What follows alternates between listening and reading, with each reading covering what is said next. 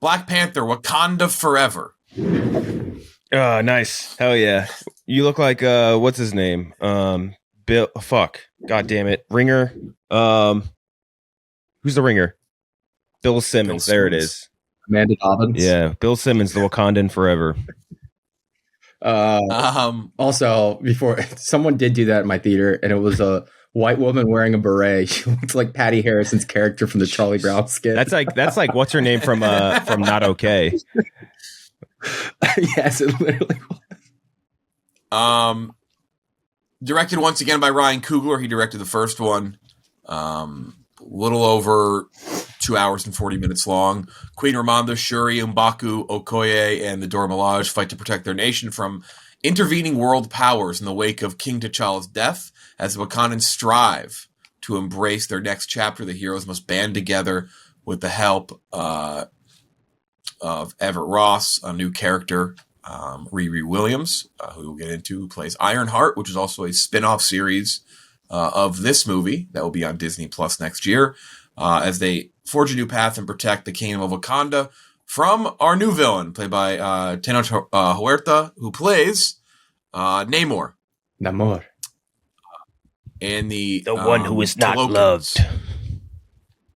That was like that makes sense. Does make sense. Namor, the submariner, the kingdom of Atlantis in the comics, but a lot of what they're doing with Namor is to separate him from Aquaman.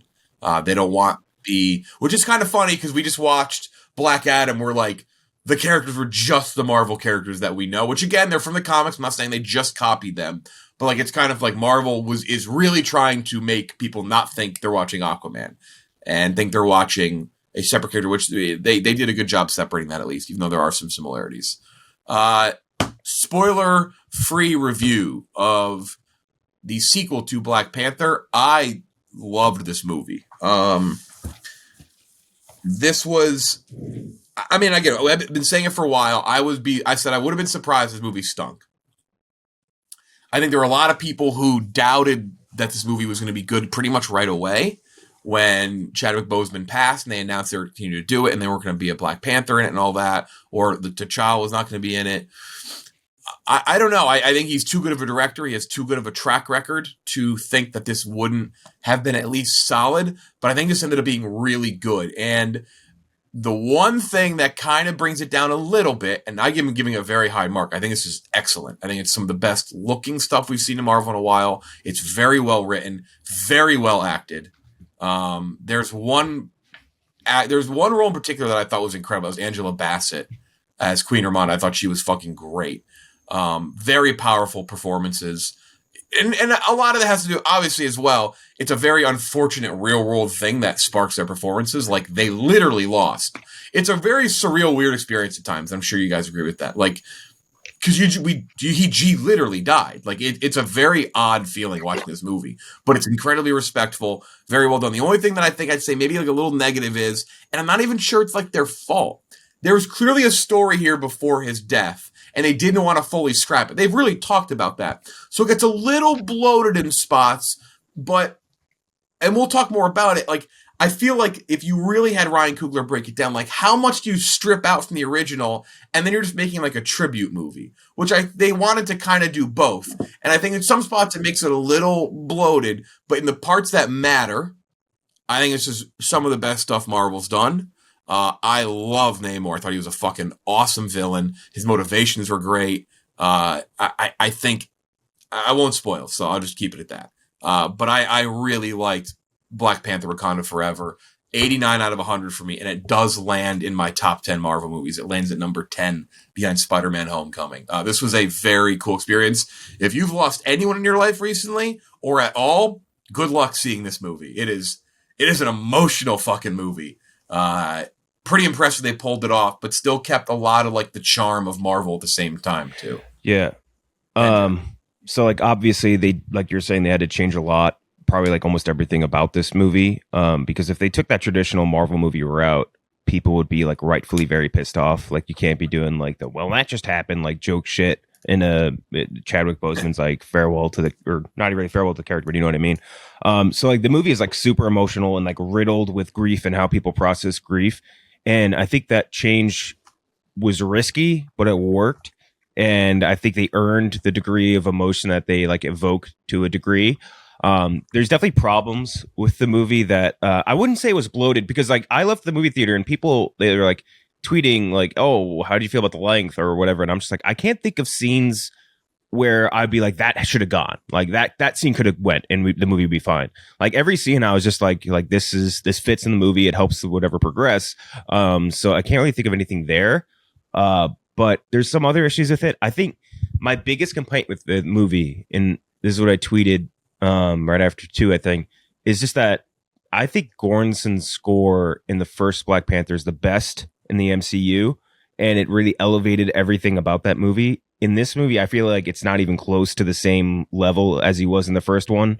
And I think if it was on that level of Black Panther, it would have made every single moment hit like 100 times harder. But this one, I really think it kind of stunk. Like and like maybe that's just because it's relative to his other work, which is so great. But like it had the soundtrack was almost a character in the first movie, and like it really had no part to play in this one, which is whatever. And other than that, like what's her name, Lolita Wright as Shuri, I'm not like sold on. Yeah, I'm not like totally sold on with her. Interesting. And I have some like other issues too, but like I think mostly that revolve around the movie's main, like if you strip down all the dressing or whatever, the bones of this movie are incredibly similar to the bones of Black Panther 1. It's almost like the same plot points. Like the villain in Namor is basically the same thing as Killmonger as far as like the 3D motivations of the character. They lose Wakanda, they have to leave, they come back, like all that shit is very similar to the original. So like that I understand especially when you need to like strip everything down and change it because of what happened. But like I would have I think liked it if they had a little bit of like they switched things up a little bit, you know what I mean? Like changed up the bare bones of the plot a little bit more. But other than that, again, the grief and the emotion in this movie, I think they navigated that so well. And to do that sort of massive change to a movie and still have it be the successful as it was amazing. Lupita Nyong'o, incredible. Like you were saying, Angela Bassett crushed it. She has one of my favorite Marvel scenes when in the beginning at that UN meeting or whatever it was. Like that is an awesome fucking scene. The scene which was displayed in the trailers where she talks about losing everyone she loved. Like that scene was incredible. A lot of really, really great moments, and a really solid ending and final credit. So yeah, really liked it. I landed on an 88. The throne room monologue was in the trailer, but somehow, like, even knowing that, and I've heard that a million times, because that first Wakanda Forever trailer is like probably Marvel's best trailer, I think. It's just unbelievably well done. The monologue hit just as hard when you see it in the movie. It's like fucking powerful. And also you have the context of who she's talking to, which makes it even like, as I guess Miles, I thought she was talking to like on like a video conference, like the UN or something. Like I didn't know. It's like who she's talking to makes it significantly more impactful. Gooch, we'll go to you next. But like I think bloated maybe wasn't even the right word. I think that's a good point that you make. Cause like I didn't even know what I would strip out, but it's like, it's almost for me, cause I don't know if I agree with you on Goranson. I do like Letitia Wright in this, which she was all the hubbub about this movie because of her anti-vax stances and stuff. But it's like, you almost can't, like, it's odd. I said, like there's a couple things, like, maybe that it didn't drag it, but you're like, all right, we're getting to a lot of things, but they kind of had to leave it in there. Like, it was weird because of the fact that they're doing two different stories that they didn't expect to do given just horrible circumstances. It's interesting. It's kind of an interesting movie to, like, thoroughly break down. Gooch, thoughts? I am a little bit lower on this than you all. I think there's a lot of great stuff here. It's a very varied movie. I think there's a lot of great stuff, and I think where they started is great. Like, I think the two main themes being explored are fantastic. Like, the idea of how you process grief. What does that look like? I think that's really well done, and I think the first 20 minutes is probably the strongest part of the movie. I'm not sure how you all feel. I also think the idea of, like, allyship between, minorities is a very, very interesting theme to explore, like the allyship between Latin American people and Black people. It's really well done. That's where Coogler, I think, is at his strongest, is when he explores those themes and he brings these heavy themes and he translates them into a big studio film. Now, where it falls off is, I think, a lot of the Marvel stuff, like the MCU stuff, I think really takes away from the messaging and the powerful performances throughout. I think it's extremely bloated. I think there's a lot I would have taken out. I don't think it particularly looks great at points. I think it hits that same issue that the first Black Panther had, where the final fight just doesn't look good. It looks out of place. I thought it looked way better because that final fight in Black Panther is like one of the worst looking things ever. It looks better. Uncanny Valley. It looks better than that, but that's a very low bar to clear. Yeah, that's true. It is a very like them. I love Black Panther. Them falling down the fucking the shaft, the mine or the shaft. The rhinos. It looks like Gumby. Yeah, and I think I'm with you. I think Angela Bassett was incredibly strong. I think Lupita Nyong'o, every time she was on screen, stealing the show. She also looked incredibly good in that suit. Got to come out and say that. Tenoch, very surprising performance. Just because I'm not familiar with him. He was. Oh yeah, anyone was. He got the introducing label. No one is.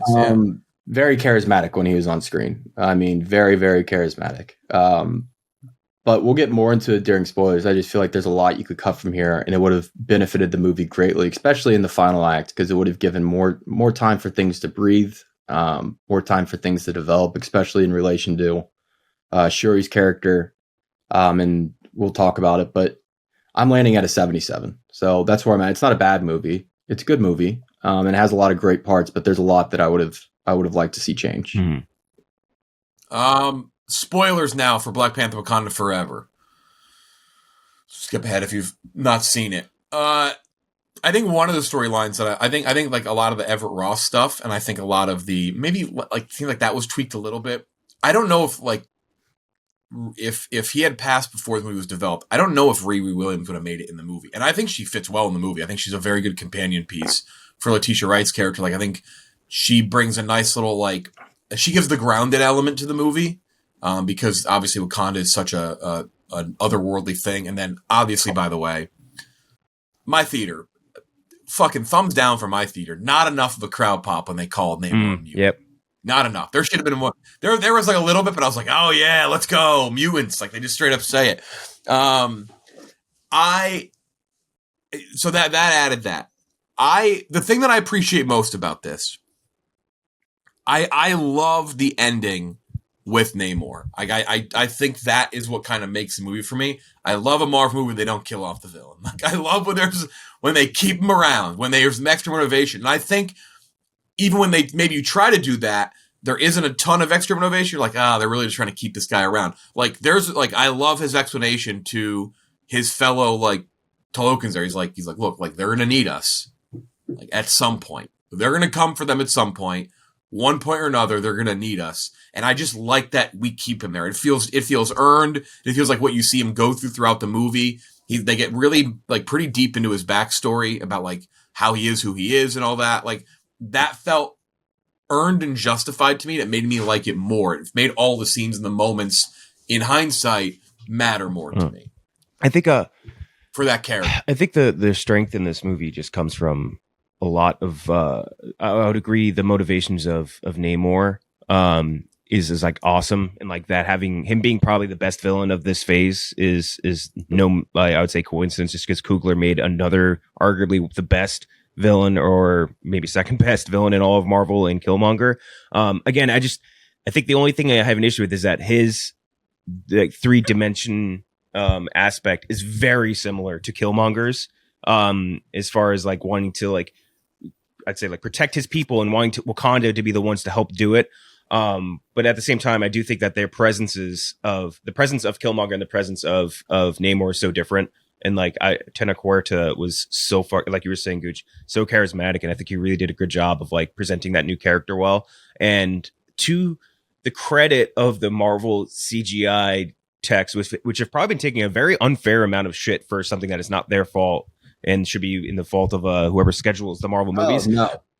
To be clear, any problem with the VFX, I will not place on the effects teams. They're clearly working underneath Yeah. what are pretty much inhumane conditions at this point. Like they're pumping too much stuff out and asking too much out of these teams. Yeah, and like so.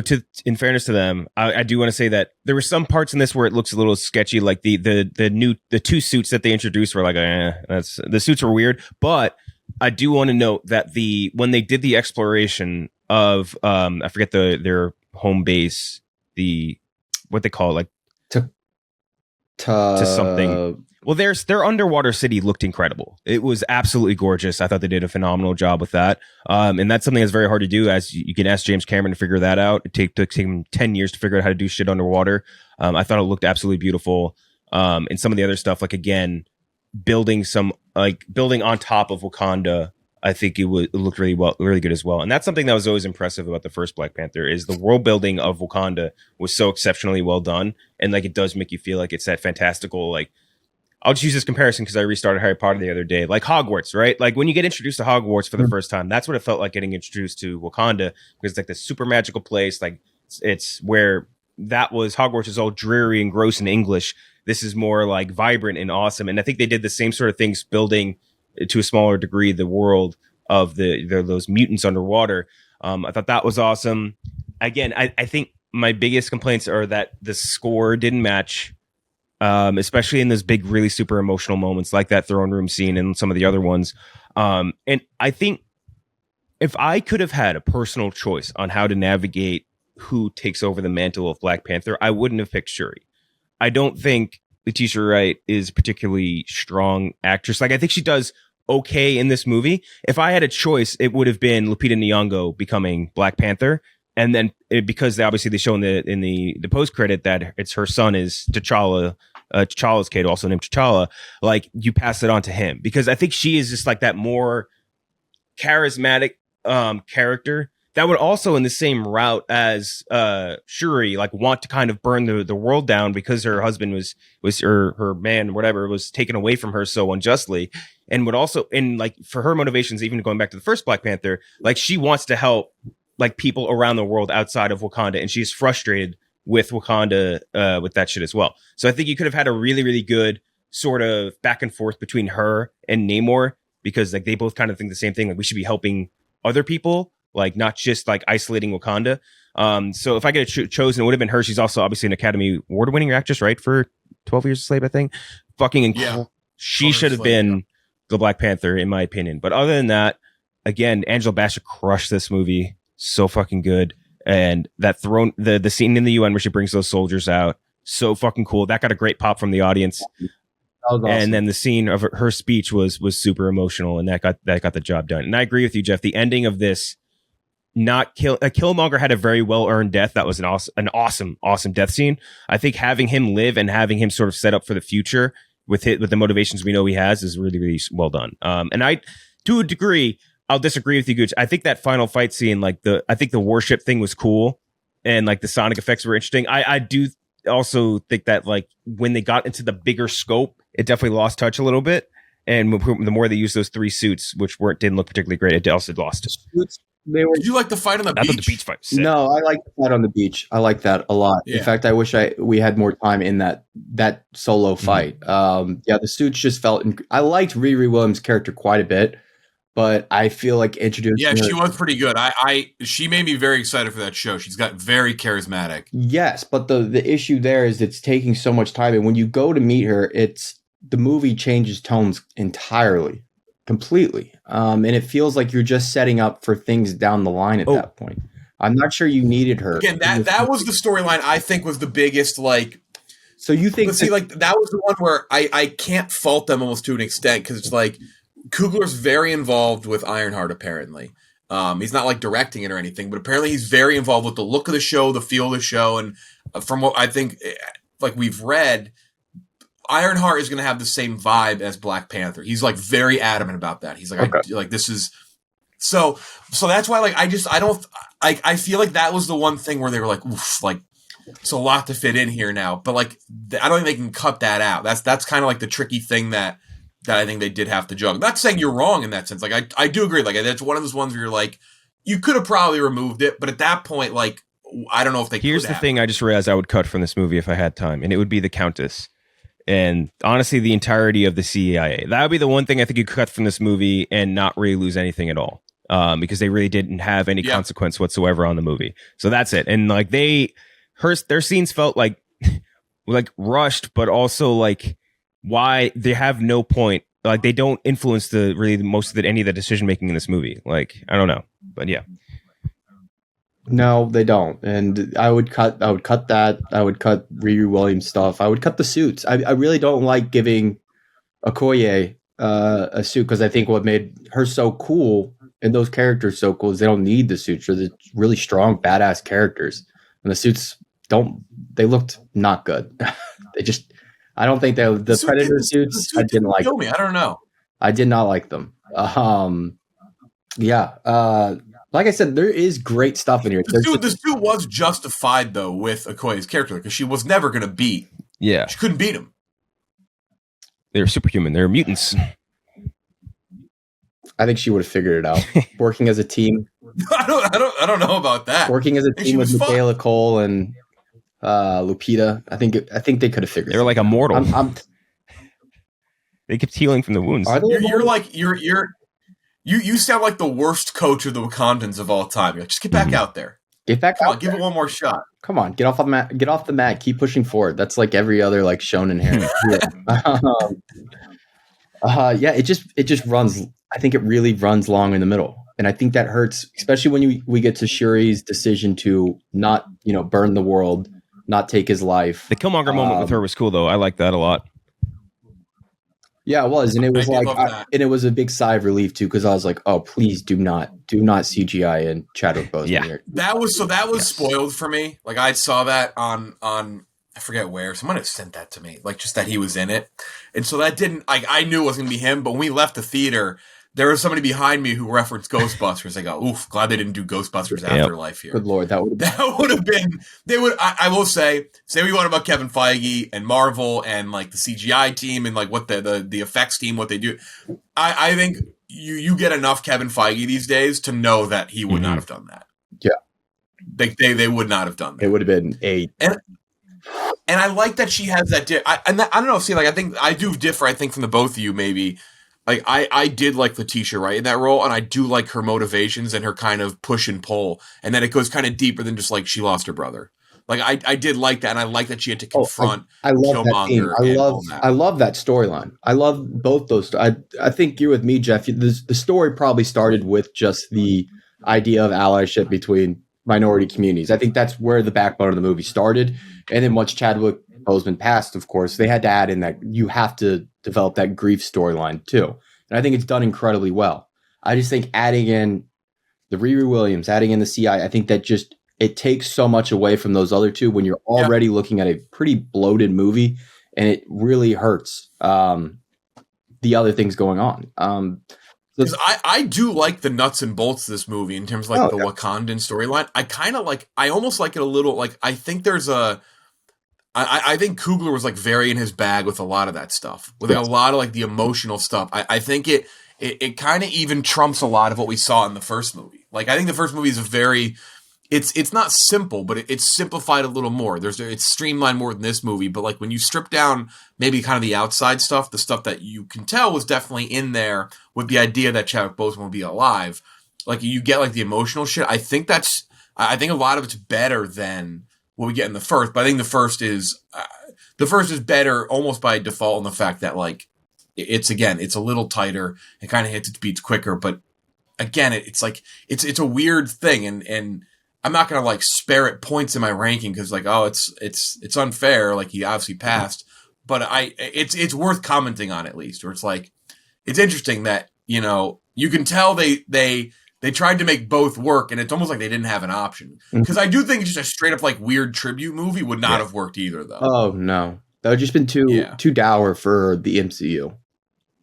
Which is no. I will say too, by the way, to it just wouldn't feel right. Thumbs up for killing the Queen. Me too. I was like, oh, just fucking let's hear the heart monitor go back online. She's gonna live. Yeah, but they went for it. Like when they pan and they're at the funeral again, I was like, holy shit, she actually died. When they pulled off the coffin, I was like, which that's another thing you don't get much in the MCU. You know, you get like the stakes, and even people say that about Endgame. They're like, they're fake stakes. Like, yeah, they died in Infinity War, but they all came back except for Natasha.